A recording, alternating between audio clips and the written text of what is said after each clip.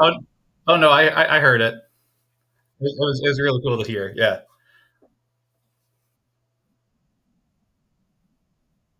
Mhm.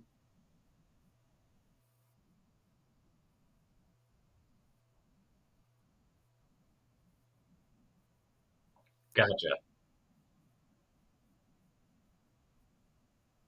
Mhm. Hell yeah. That's awesome.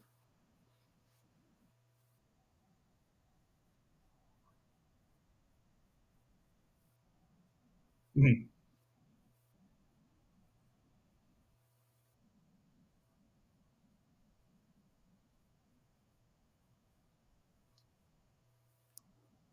Mhm.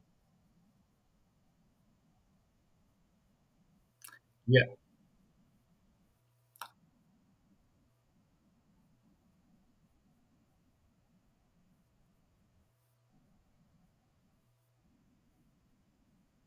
Yeah, thanks for having me. And please forgive my RBF. The beard does not help. As soon as I stop like thinking about smiling, it's just like grumpy. So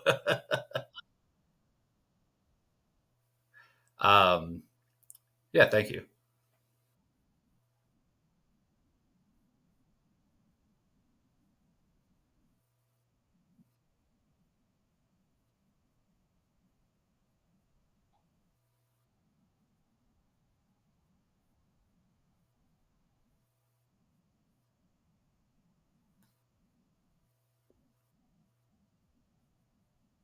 Yeah. So I born and raised on Long Island. I went to school close to Buffalo. I went to a SUNY school called Fredonia. That's where I studied English and psychology. Moved back home with my folks after graduating from there. From there, I wound up moving to Houston with a partner of mine. And then that was kind of where I started stumbling into dog training, for lack of a better term. A mutual friend of ours had found some stray dog just wandering around, and I had convinced my partner to, oh, let's just like take this dog home before it goes to the shelter for the next day. And that dog never made it to the shelter, and boy was she a piece of work, let me tell you. Just all the common issues you can see with a dog. No crate training, no house training, covered in fleas, aggressive with other dogs, nipping at people coming into the house. Like you name the problem, this dog had it. And so I'm trying to, piece together the little bit of knowledge I have about dogs because I didn't grow up with dogs. So I'm trying to like search the internet and read books. And this is, the early days of YouTube. So there wasn't as much content as there is now. Um, and so I finally decided to hire a trainer, and that's kind of what got my start with Sit Mean Sit. Is I hired a Sit Mean Sit trainer um, in Houston, and that's kind of what started my journey back in like 2013, 2014.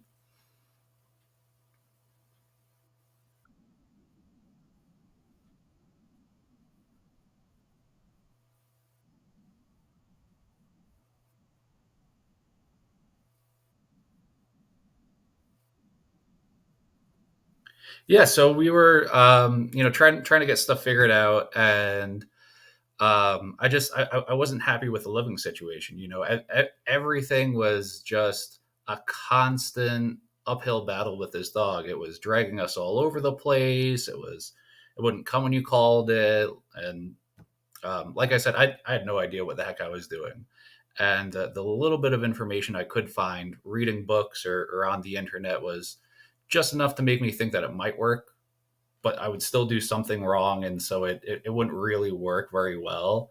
And I kind of got to a point where I was like, all right, we gotta find someone that's going to actually teach us what to do and how to do it and knows what the hell they're doing. Um, and so we met a trainer who had their Malinois, and they met us with that dog like off leash in a park, and just like the amount of control this guy had over his dog, I was like, all right, I don't care what the cost is, just like tell me how to do that with my dog. Sign me up right now.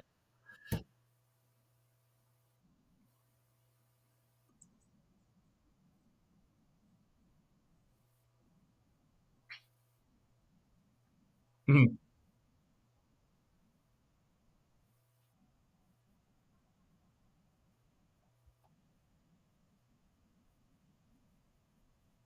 Yeah, almost every dog trainer I know started off as a client, or were like the lucky few that like grew up the son or the daughter of a dog trainer.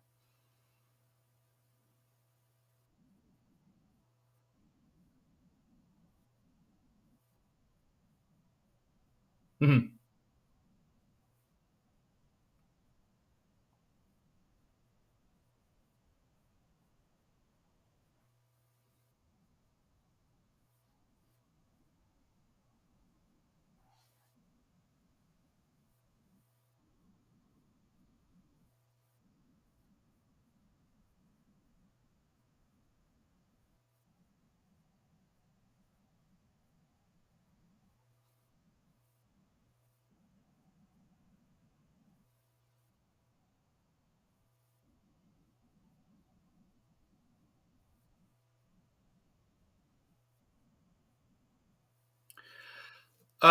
So I think for some of it, I was able to connect some of those pieces, but it probably took me, actually getting into the professional setting where I was thinking more about the application of theory and stuff like that.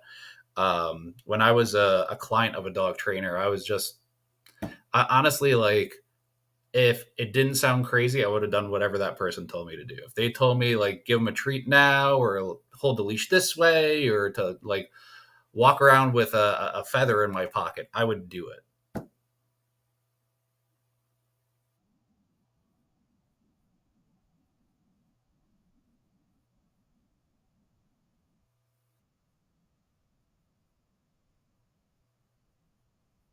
Mhm.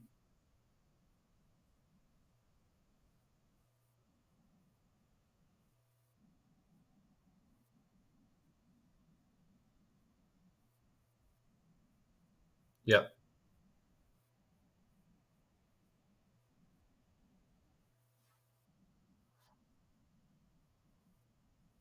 Mhm.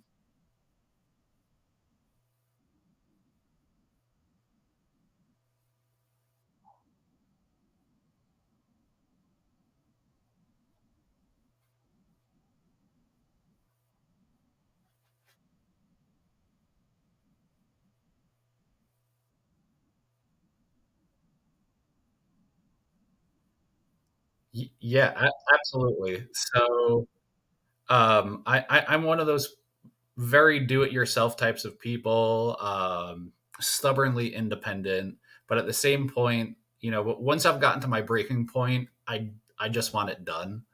And so when I had first bought my house back in 2019, me and some friends were just like installing the washer and dryer and stuff like that. I go to do a load of laundry the following day, and for whatever reason, my dryer's just like not heating up. And I swear to God, I could tear apart a dryer faster than you can blink at this point, because I did everything. I replaced the thermometer, the temperature cells, like all that stuff. The heating element, I replaced all of it. This was like a brand new dryer, still wouldn't warm up. And so I'm finally like, all right, fuck it. Sorry, I don't know if I can swear in here. Um, I finally get frustrated enough where I'm just like, all right, I got to hire a guy. So I call this handy guy. He comes out, looks at it for 2 seconds, twists the knob, and he's like, yeah, your gas wasn't valve wasn't open all the way. And like, fastest $50 this guy ever met, because it was like a 5 minute house call. But so sometimes just bringing in an expert, or someone that has a bit more experience than you, it's worth it.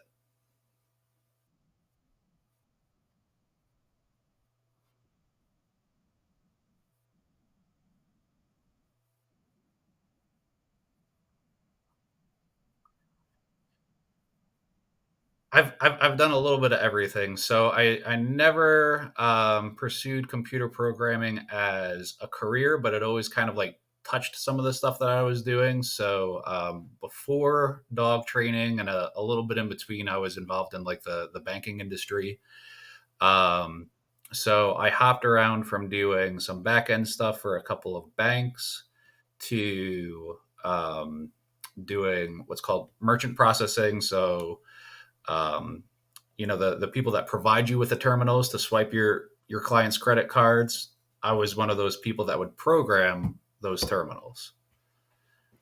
And so we would do all the customization, and we were doing the prep for back when the chips were like a brand new thing for the card. That was like a big project for a lot of the processors. So I would be working on that sort of stuff.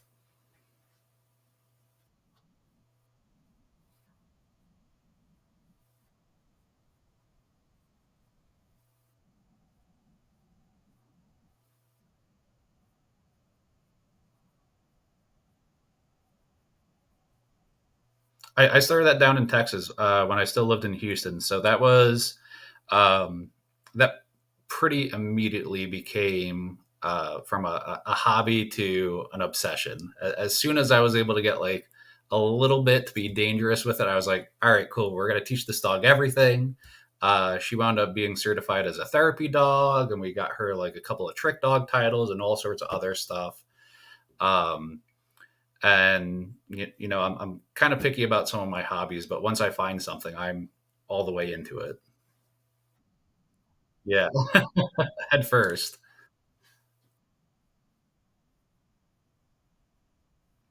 That was a little husky pit mix named Ellie. Mm.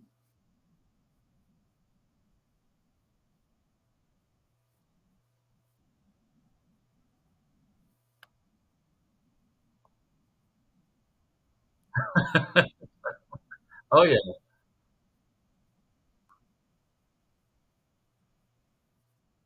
it was a journey. Let me tell you. So some people get lucky; they start with a dog that has like toy drive or food drive. Not this dog. Like you could wave a steak in her face and be like, maybe later.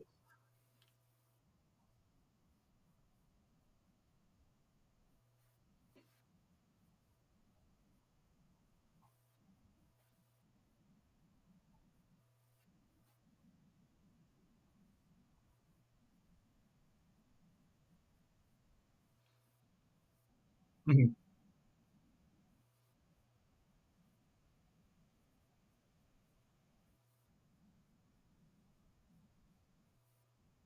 Yep. What, what do you do, right? And that's kind of that was part of the challenge is we were lost because anything I could find on the internet was all treat trading. And for a dog that didn't care about food a whole lot, like we couldn't even get this dog to eat on a regular schedule the first 3-4 months that I owned it. um, that was a huge challenge for us.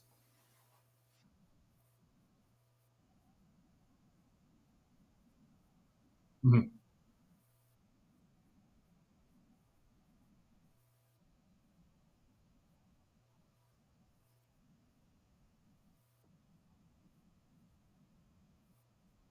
Well, it started being a hobby, and then I wouldn't stop pestering the guy that helped me train my dog until he would like um, give me some part time gig or something like that. So I very quickly decided like I like this a lot. I want to pursue this. I want to train other dogs. This is awesome.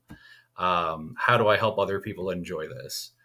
And so that very quickly transpired to me, working for someone else for about 2 years. And then I decided to try to split off on my own. And I was kind of doing some part time dog training, not really running my own business, but kind of just doing some stuff off to the side here and there. Um, and I went to a seminar that Fred was at. And so I said hello to Fred, and we were chatting, and he had um, in a his very blunt manner where he was pretty forward with me, and he kind of said like, "When are you going to stop screwing around and just like do this thing full time? Like, what you clearly are into it. What are you doing?" And that's kind of what made me decide to just buy in and move up to Buffalo and start my own business.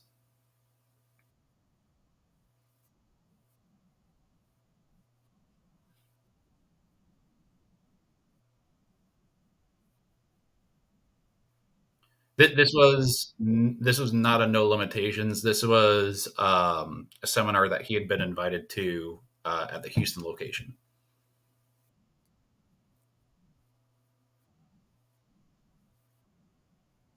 Yeah.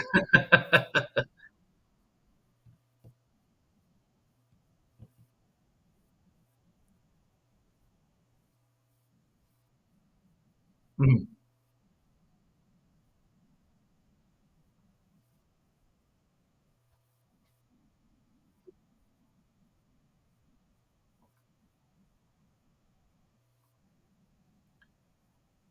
Yeah. So when I started my business up in Buffalo, I was still with the same partner that I'd moved to Houston with.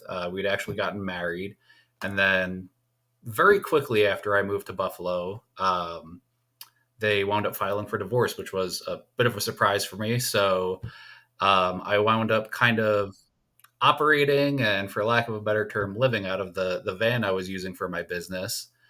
Um, did that for a handful of months. Luckily, it was summertime and I was able to get away with it. And then by the time I was ready, I was able to find a rental property, moved into that, continued being mobile for another year or two, pretty much until COVID popped up. And then I don't know, once I think we were allowed to operate fully during COVID, I decided to move into a facility because I got tired of people not following masking regulations and stuff like that in their homes. So I was like, screw it. I'll get my own place, and then you're going to have to follow my rules, or you can just get out.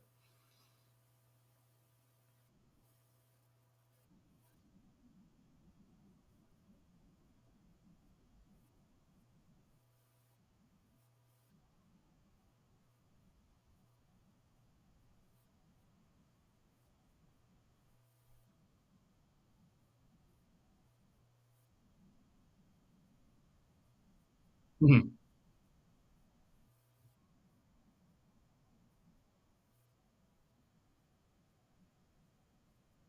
Yeah, so I was in a management program through the University of Buffalo, called the Center for Entrepreneurial Leadership.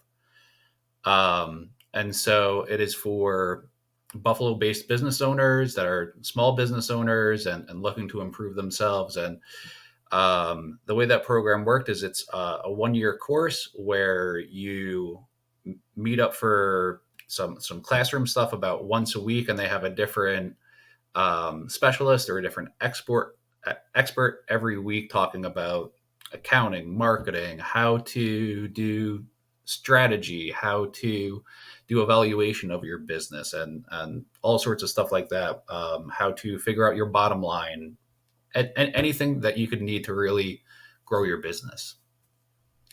Um, so I started that in 2021 and graduated in 2022. So I am a official graduate of the School of Management from the University of Buffalo with that.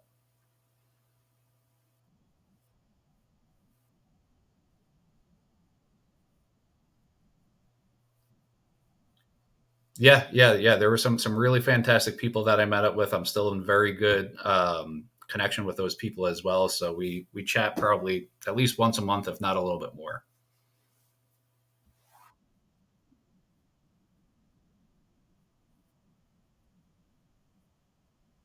Yep, exactly.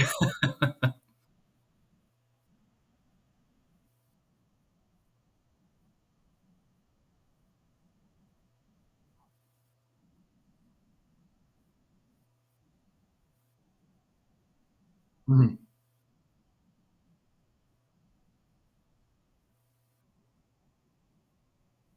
Yep.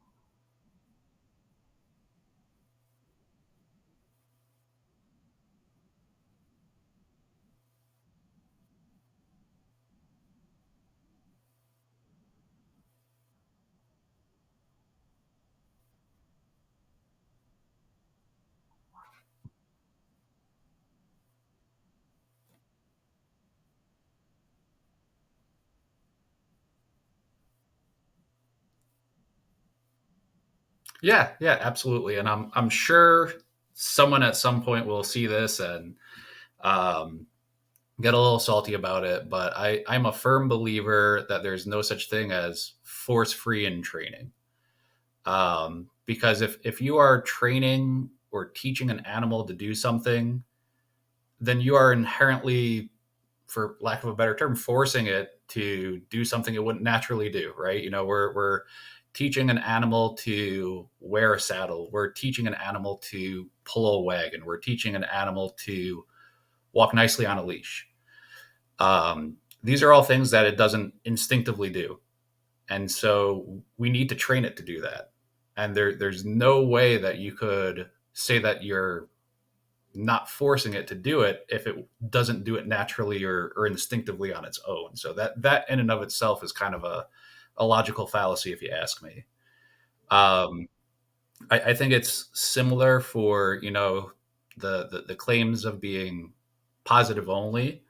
Um, and we'll just use that dog I started off with, Ellie, kind of as an example. Even if she had food drive, we would have to maintain that. And how do you maintain food drive? You keep the dog hungry, right?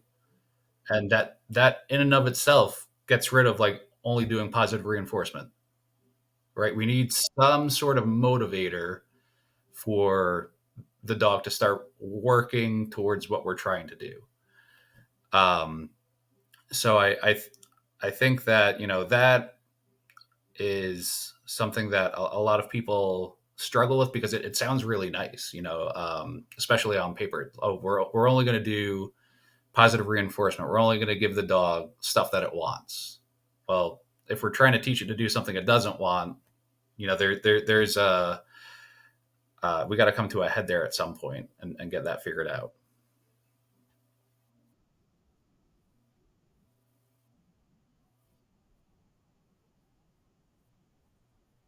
Hmm.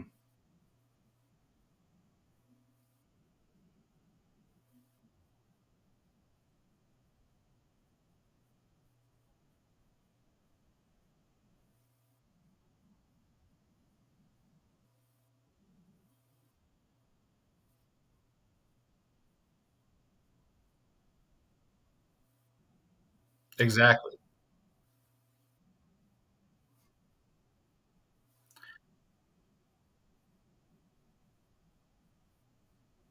I think some people will call that negative punishment. Some people might call that negative reinforcement, depending on how you want to look at it. Um, we'll say for simplicity's sake that it's negative punishment where we're taking something away to discourage a behavior, right? Um, I think we could say something similarly. We're taking something away to encourage a behavior as well. So there's kind of that murky territory with that.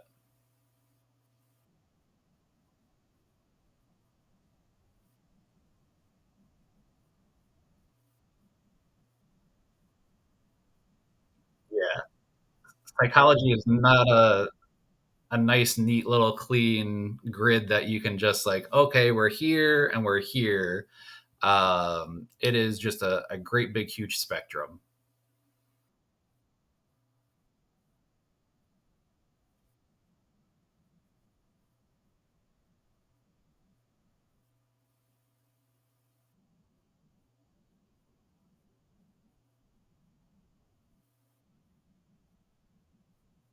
Oh, absolutely.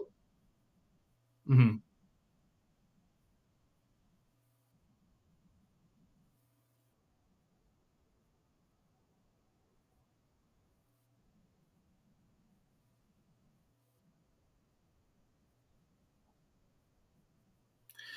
Uh, yeah, yeah. So I'm a big e-collar guy. I find that's one of my um, most used training tools or training aids, right? And the nice thing I find is the associations that we can build with that is you could really hit any of those quadrants that you want, depending on the context of the situation and depending on how we're leveraging the e-collar and how much either pressure or how much understanding the dog has with that as well. If the dog understands that they only feel that e-collar right before something really good happens, why can't that be used the same as like a clicker? If the dog understands, maybe we use continuous after a known command is given to add speed. Now we have negative reinforcement, right?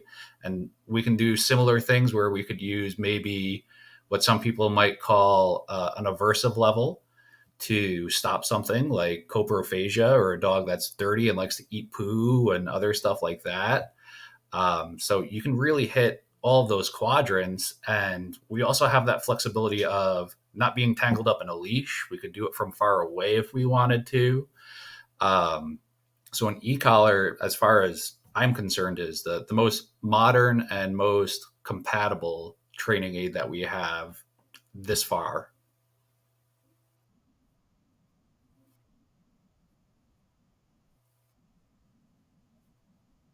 Mhm.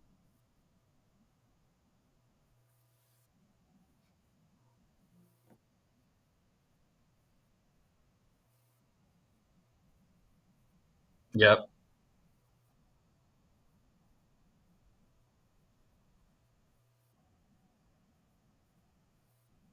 Yep. Is that a Bart story? Yeah. Absolutely. Oh, absolutely. Yeah, that's one of my favorite stories from him.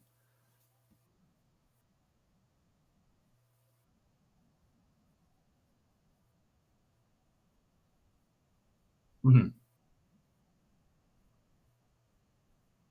Yeah, it's a guide, right? Like a recipe, or your GPS. You also have to use common sense with all that stuff as well. If something's not working, if something doesn't seem correct, make adjustments.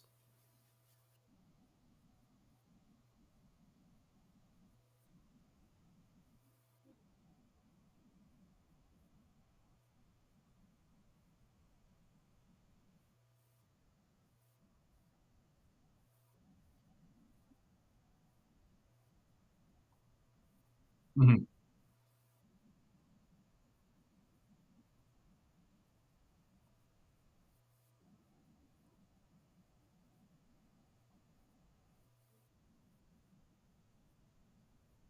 Yep.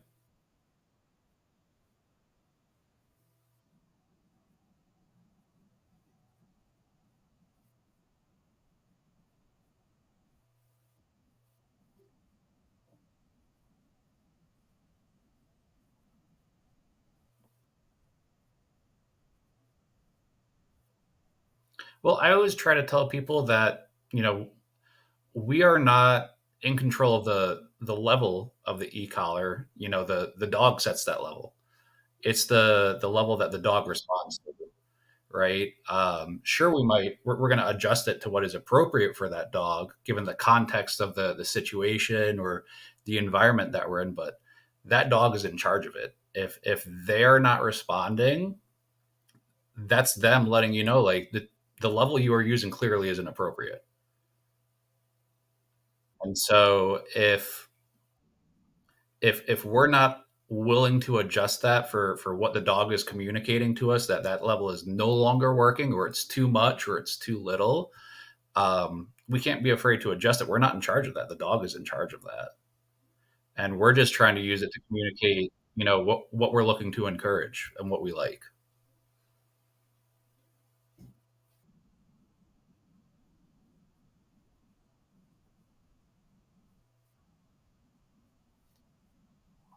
Mhm.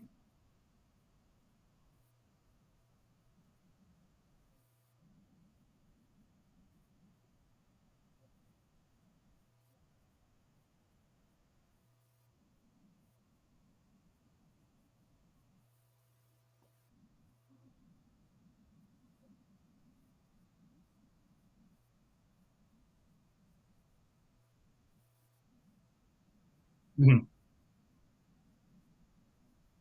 Oh yeah.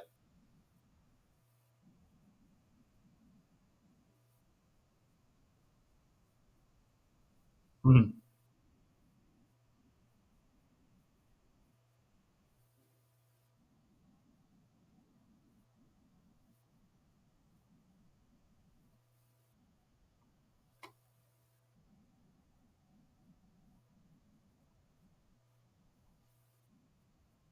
Yeah, so I've been training professionally for about 10 years, and throughout that time, I've been to a lot of different seminars with a lot of different people.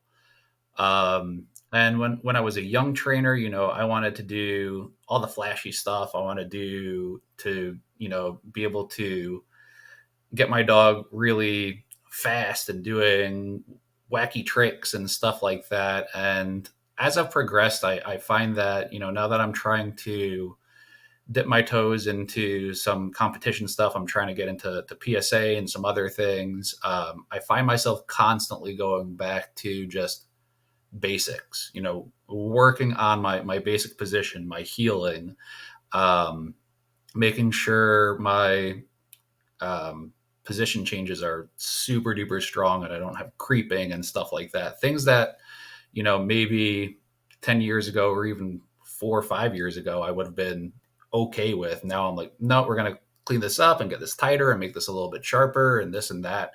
And so I have this new puppy that is about 14 months old now, and he's a little firecracker, and he's so awesome to like continue being able to learn how to do all this stuff. He's by far the most possessive dog I've ever owned. And when you're working with a dog like that, things where maybe you could have been a little heavy on the leash, or maybe you could have done a little more food work and stuff like that. It's not going to work with this dog. And so I've kind of come full circle from where I started with that dog that didn't care about anything to a guard that will eat you if you look at it wrong.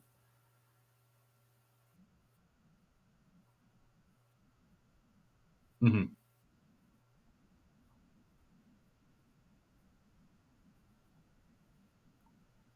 Absolutely, absolutely, and everything shows. And there's times where if you're not going to have your head 100% in it, you're better off just not touching that dog.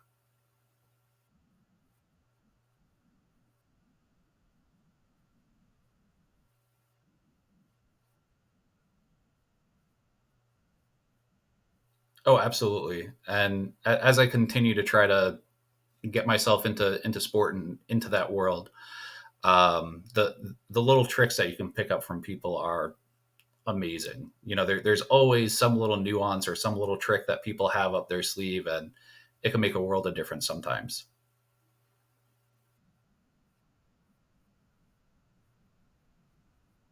Mhm. Yep.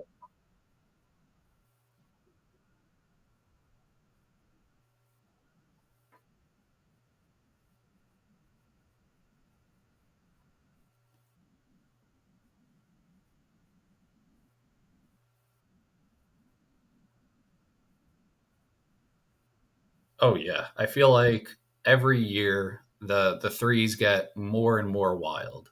Every time I see like competition for the threes or the nationals, um, it gets more and more over the top. Like, how are these dogs even handling this? It's amazing. Jeffrey, yeah, I like to keep it unsuspected.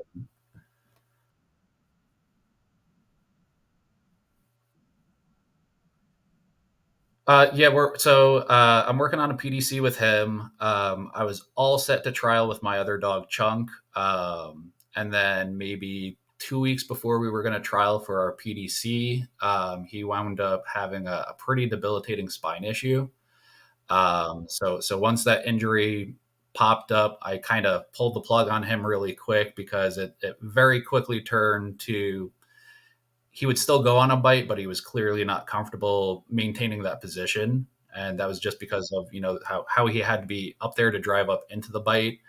And, trying to make him a leg dog at 7 years old is kind of a task in and of itself. So I decided to just retire him. And Jeff kind of popped into my lap. So I got him from Mike Wheeler, who's a breeder. I've absolutely loved his program. And I've owned dogs before from his program, and they've been amazing. And he had reached out to me about Jeffrey and was like, hey, like I have this really nice dog that I was going to keep, but I can't handle two of these because he already had another dog like that that was an adult, and he knew what he was getting into, and asked if I was interested in that dog. Um, and I said, yeah, sign me up. I love a challenge. And I took on Jeffrey, and here we are, still learning all sorts of stuff.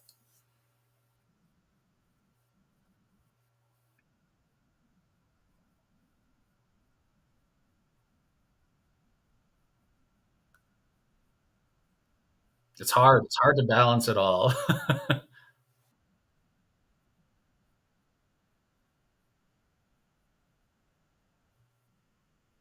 Mhm. Yep, I was. Yeah.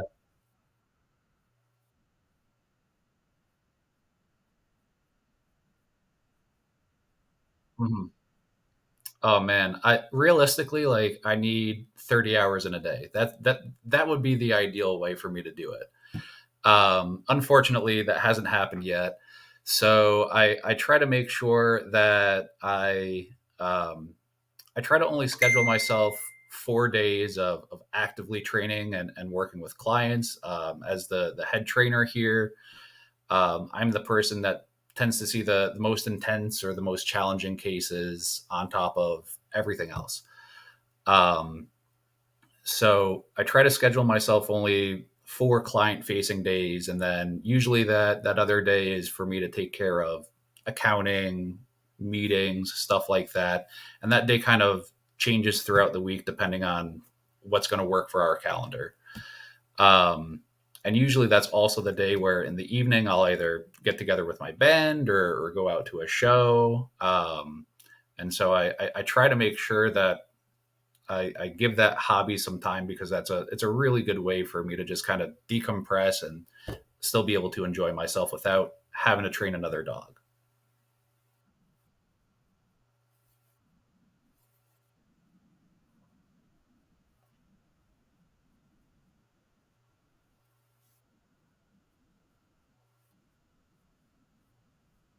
Mhm.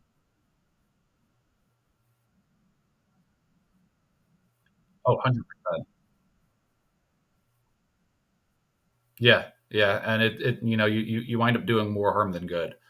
I'm a big fan of being able to keep it short and sweet and walk away and maybe let your subconscious take care of it for a little bit.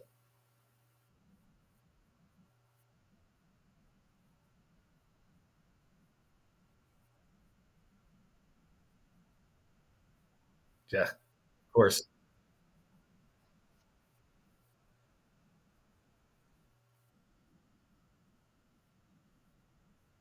Mhm.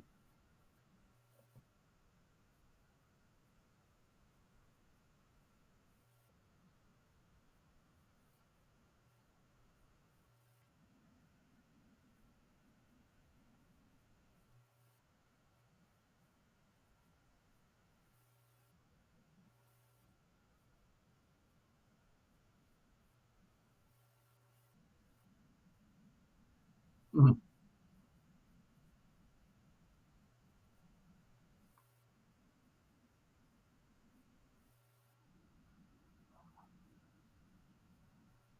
Yeah, yeah, absolutely. So my advice for newer trainers or someone just getting into professional dog training. Yes, we are the experts in our field, but at the same point, there's always going to be someone older, wiser, smarter, faster. So take those opportunities when you run across those people and learn, soak it all, and take as whether it is things that you do want to do or things that you don't want to do. Um, take advantage of those opportunities when they pop up and learn from those people. You will be 10 times stronger than if you try to blow them off. Um, for clients, if you are someone that is searching for a dog trainer, I think the most important thing is make sure that you can get along with the people. There's a lot of dog trainers out there and a lot of different ways and a lot of different styles. But if that trainer's teaching style doesn't work for you, if you can't jive with that person, you're not going to learn as much as you could. So get your money's worth. Make sure that you meet someone that you can actually work with their training style, or that they have an actual teaching methodology and they're not just throwing stuff at the wall and seeing what sticks. Make sure that that works for you.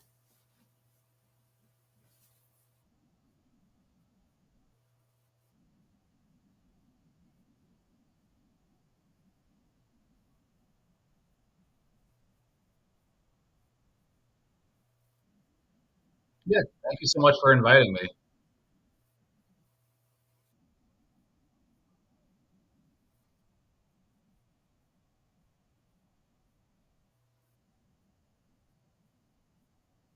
Oh yeah, that's a whole other seminar. Let me tell you.